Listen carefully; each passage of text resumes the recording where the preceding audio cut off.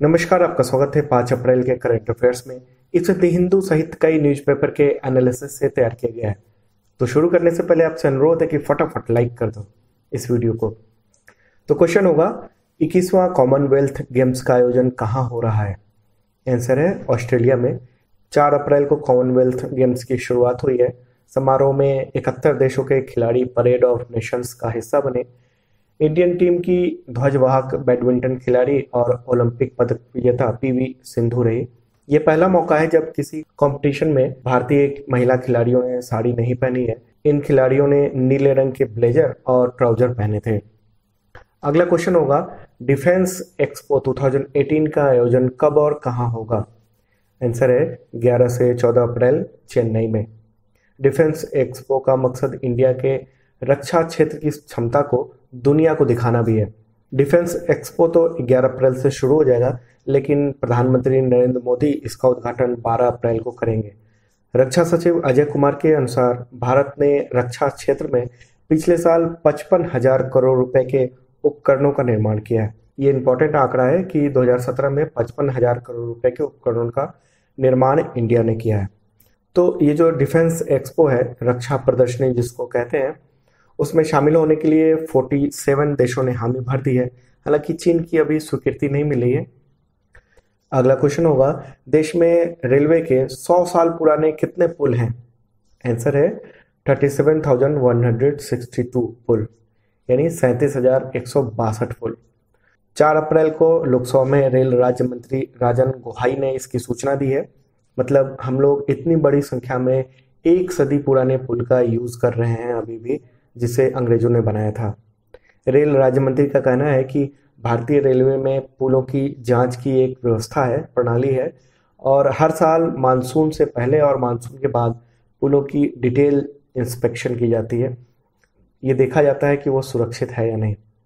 तो उत्तरी rail zone में 8,691 पुल हैं, सेंट्रल जोन में 4,710 पुल, पूर्वी जोन में 3,119 पुल, दक्षिण सेंट्रल जोन में 3,040 पुल और पश्चिम जोन में 2,858 पुराने पुल हैं जो 100 साल से पुराने हैं। अगला क्वेश्चन होगा, भारत जिस स्टील्थ फाइटर प्लेन का निर्माण करने की तैयारी में लगा हुआ है उसका नाम क्या है? आंसर होगा एडवांस्ड मिक्स्ड कॉम्बैट एयरक्राफ्ट, यानी AMCA। रक्षा मंत्री निर्मला सीतारमण ने 4 अप्रैल को यह लिखित जानकारी लोकसभा में दी है। इसके अनुसार वायुसेना ने रक्षा अनुसंधान एवं विकास संगठन यानी DRDO को अपनी जरूरत के हिसाब से लड़ाकू विमान के बारे में बताया है। उसने कहा है कि हमें एक स्टेल्थ फाइटर प्लेन चाहिए। तो DRDO अब उस काम में लग गया है, स्टेल्थ फाइटर प्लेन बनाने में। यह विमान रडार की पकड़ से बचने में सक्षम होगा, इसलिए इसको स्टेल्थ प्लेन कहते हैं। तो चीन ने अपनी एयरफोर्स में 2016 में ही स्टेल्थ फाइटर प्लेन को शामिल कर लिया था और इसकी वजह से इंडिया को इसकी काफ़ी ज़रूरत महसूस हो रही थी।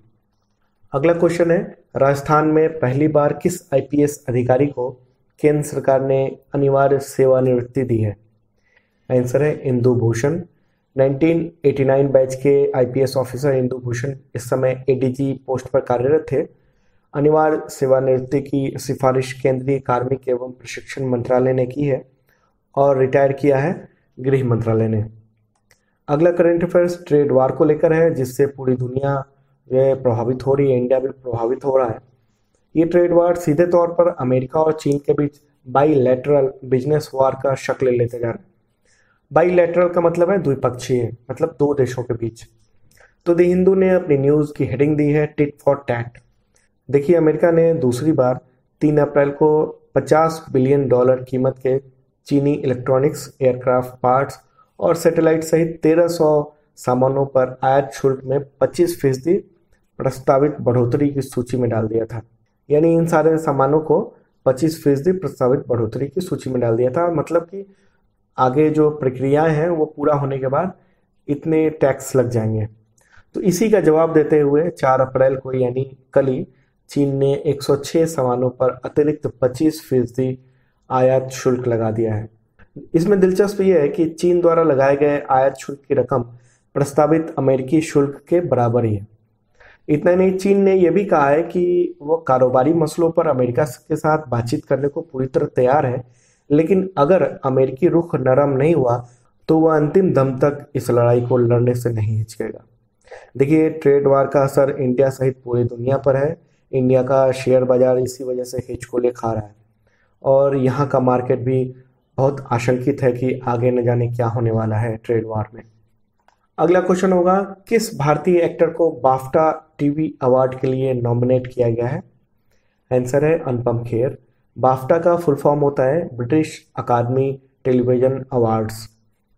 अनुपम खेर को 2018 में सर्वश्रेष्ठ सहायक अभिनेता यानी बेस्ट असिस्टेंट एक्टर के लिए नामित किया गया है। उन्होंने बीबीसी पर 2 साल से प्रसारित हो रहे the boy with the top not drama में एक्टिंग की है। इस शो में दीप्ति नवल भी हैं। तो ये शो जर्नलिस्ट सतनाम संघेरा की जीवनी पर आधारित है। अब इंतजार है अवार्ड की घोषणा का। उम्मीद की जा रही है कि अनुपम खेर को ये पुरस्कार मिले। अगला क्वेश्चन होगा, पेपर लीक को देखते हुए परीक्षा व्यवस्था को दुरुस्त करने के लिए केंद्र सरकार ने किसकी अध्यक्षता में उच्च स्तरीय कमेटी का गठन किया है? ध्यान रखिएगा कि ये सीबीएसई को लेकर है। आंसर है पूर्व एचआरडी सेक्रेटरी विनयशील ओबेरॉय। ये कमेटी 7 सदस्यीय होगी। 31 मई तक कमेटी को रिपोर्ट देने को कहा गया है।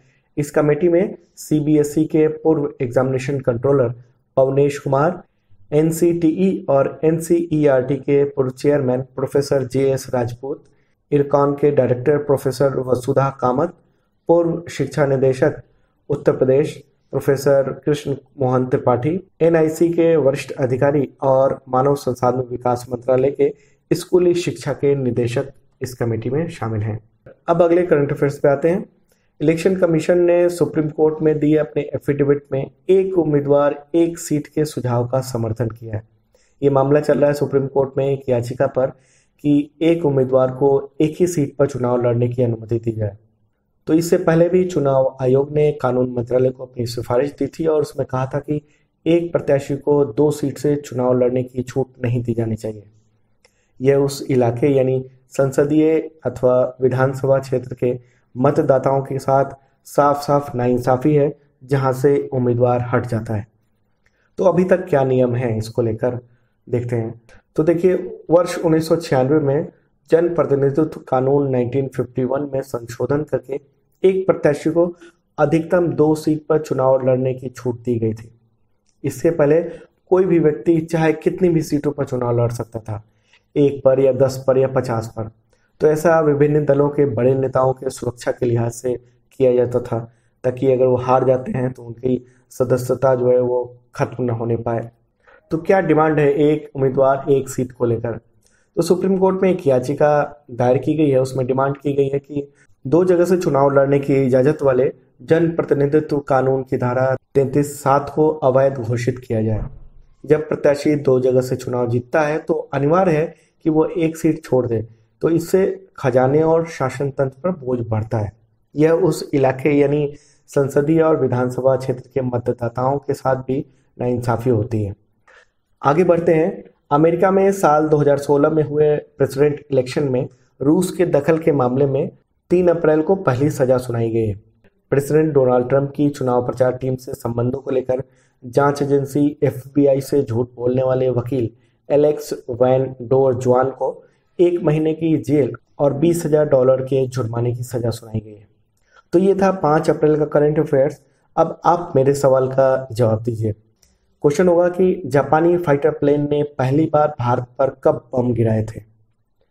कमेंट में इस क्वेश्चन का जवाब जरूर दीजिए और साथ में बताएं कि ये वीडियो आपको कैसा लगा, करंट अफेयर्स आपको कैसा लगा। वैसे न्यूज़ तो 100-200 से भी ज़्यादा होते हैं, लेकिन जो ज़रूरी न्यूज़ है उसी को हम पेश करते हैं। लाइक ज़रूर कर दें अगर आपने इस वीडियो को लाइक नहीं किया हो तो।